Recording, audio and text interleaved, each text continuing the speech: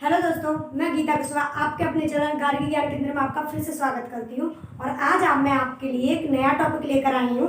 तो वो मैं आपको ग्लोब पर ही समझाने वाली। टॉपिक का नाम है पृथ्वी की गतियों के कारण ऋतुओं एवं दिनों व रात में परिवर्तन। तो आप इसको अच्छे से समझोगे तो एक भी क्वेश्चन इससे नहीं छूटेगा। ठीक है, तो सबसे पहले आप इस ग्लोब को समझिए। ये ग्लोब है और इस पर मैंने कुछ रेखाएं दिखा रखी हैं। तो देखिए, पहली बात, ये जो मैंने बीच में एक आपको डंडी जैसी बना रखी है, अक्ष है पृथ्वी का।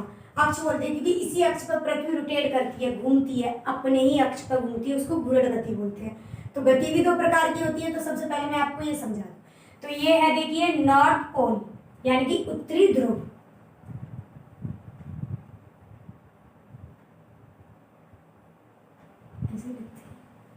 उत्तरी ध्रुव, ठीक है। और ये है दक्षिणी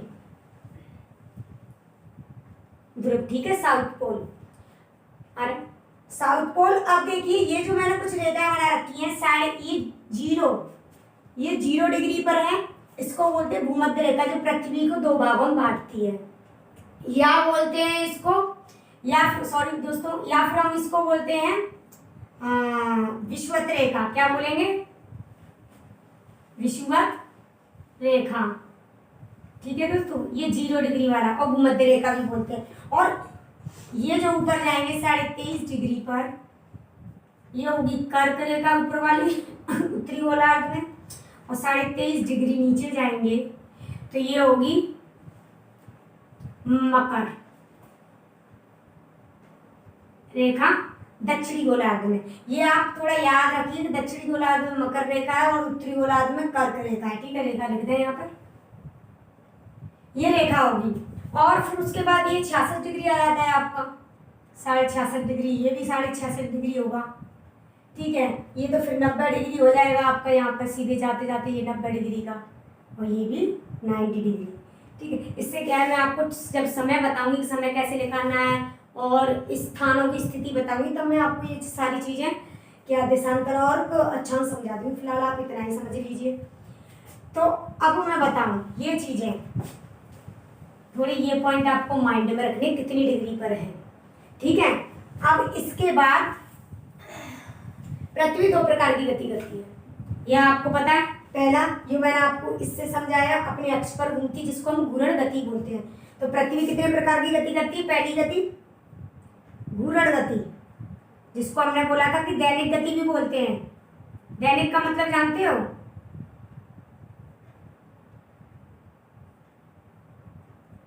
दैनिक का मतलब होता है जो डेली, प्रतिदिन आप हर चीज को जो महसूस करते हो वो दैनिक होती है, ठीक है, दैनिक गति।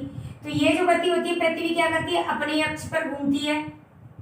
इसमें पृथ्वी अपने अक्ष पर घूमती है और उसकी चाल क्या होती है, यानी कि वेग, उसका वेग होता है 16,000 किलोमीटर पर आवर, यानी कि प्रति घंटे की रफ्तार से वो घूमती है। दूसरी देख लेते हैं, दूसरी इसकी होती है परिक्रमण गति। परिक्रमण गति, ये जो है पृथ्वी थोड़ा दीर्घ वृत्ताकार मार्ग में घूमती है, क्योंकि सौर मंडल में है ना, सूर्य का चक्कर लगाएगी तो थोड़ा वृत्ताकार मार्ग में घूमेगी। तो इसके लिए तो आपको लेना पड़ेगा भाई, लिखना भी पड़ेगा दीर्घ वृत्ताकार। वृत्ताकार समझ गए? वृत्ताकार का मतलब होता है गोल गोल घूमना, मार्ग में घूमती है, ठीक है। दीर्घ वृत्ताकार मार्ग से जब घूमती है तो ऋतुओं का परिवर्तन होता है, और जब अपने अक्ष पर घूमती है तो क्या होता है? दिन और रात का परिवर्तन होता है। ये आप याद रखो या मैं लिख दूं? वैसे आप अपने माइंड में इसको फिट रखो, कुछ अपनी मेमोरी को ब्रॉड करो, खोलो। तो ये क्या होगा, जब पृथ्वी अपने अक्ष पर घूम रही है 24 घंटे में एक चक्कर लगाएगी तो दिन और रात होंगे। और जब पृथ्वी सूर्य का चक्कर लगा रही है दीर्घ वृत्ताकार मार्ग में, तो क्या होगा? मौसम यानी कि ऋतुओं में परिवर्तन हो जाएगा, ठीक है। वो मैं आपको समझा दूंगी किस प्रकार का, ठीक है। इसका भी लगभग, ये लगभग में लेना दोस्तों, ये लगभग में किलोमीटर लगभग में, ठीक है।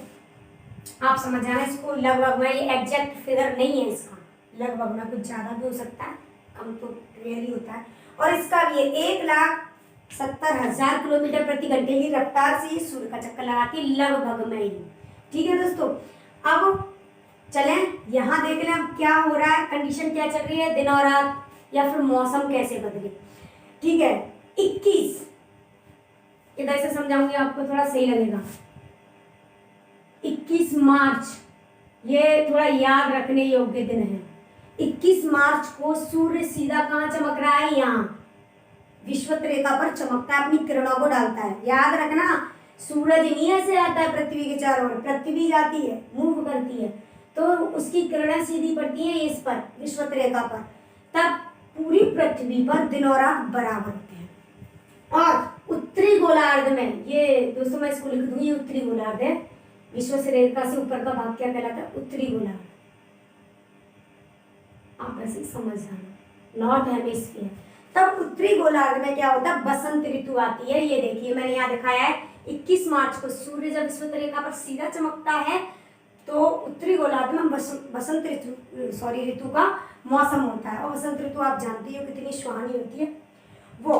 अब सूरज धीरे धीरे कहाँ जा रहा है, उत्तरी गोलार्ध में जब आया है तो मूव करेगा धीरे धीरे, कर्क रेखा पर पहुंचेगा। और वही ठीक इसी तारीख को पर जून होगी, 21 जून को सूरज कर्क रेखा पर सीधा चमकेगा और हमारे भारत का आधा हिस्सा इस कर्क रेखा के बीच, यानी कि कर्क रेखा हमारे भारत को बीचों बीच से काटती है। ठीक है, 8 राज्य आते हैं, वो बता देंगे। तो इस क्षेत्र में ये जो मैंने आपको उष्णकटिबंधीय क्षेत्र बताया है ना, तो ये क्षेत्र कर्क और मकर रेखा के बीच का क्षेत्र कहलाता है, ये दोनों ही।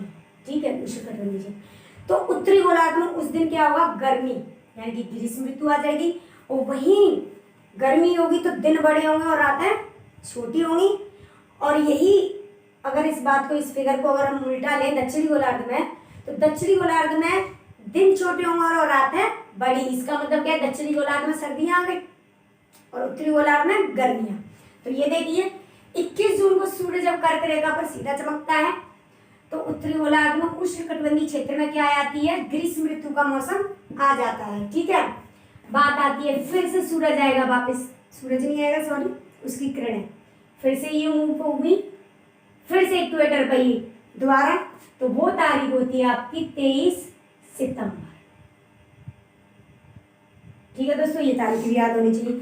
23 सितंबर और 21 मार्च ये दोनों तारीखें ऐसी हैं कि पूरी पृथ्वी पर दिन और रात बराबर होते हैं। ठीक है, अब यहाँ आई तो अब ये दक्षिणी गोलार्ध में होगा बसंत का मौसम, याद रखना। तो 23 सितंबर को सूर्य फिर से वापस कहाँ जाता है, इक्वेटर पर, यानी कि विषुवत रेखा या भूमध्य रेखा पर चमकता है।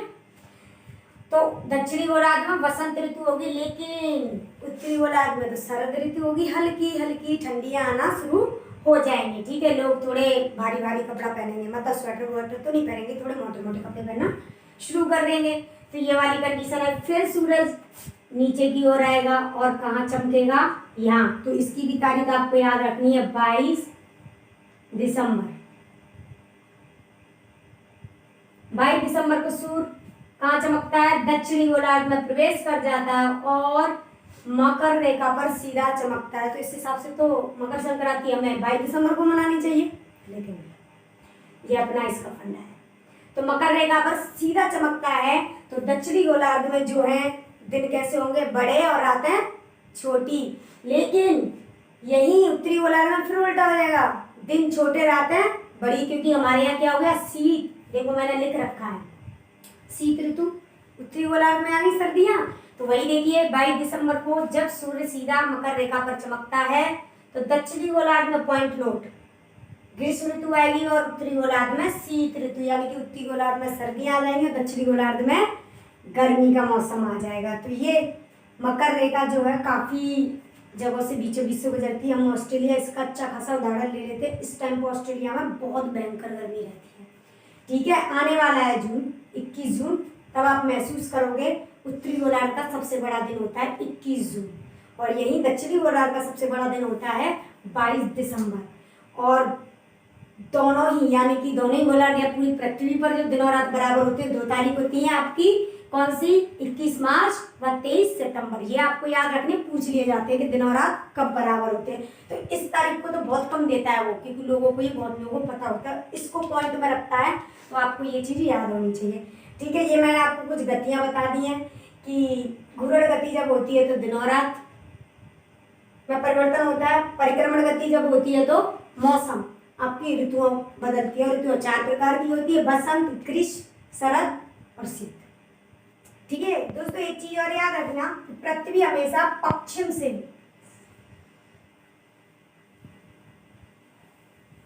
पूर्व की ओर गति करती है। कहाँ करेगी? पश्चिम से पूर्व की ओर। ये देखिए मैंने बना दिया कि पश्चिम से पूर्व की ओर यूं घूमती है, याद रखना है इस चीज को। तो आप इसको अच्छे से देख लीजिए और आप मेरे चैनल को सब्सक्राइब कीजिए, लाइक कीजिए और पसंद आया है तो शेयर भी कीजिए। थैंक यू और धन्यवाद।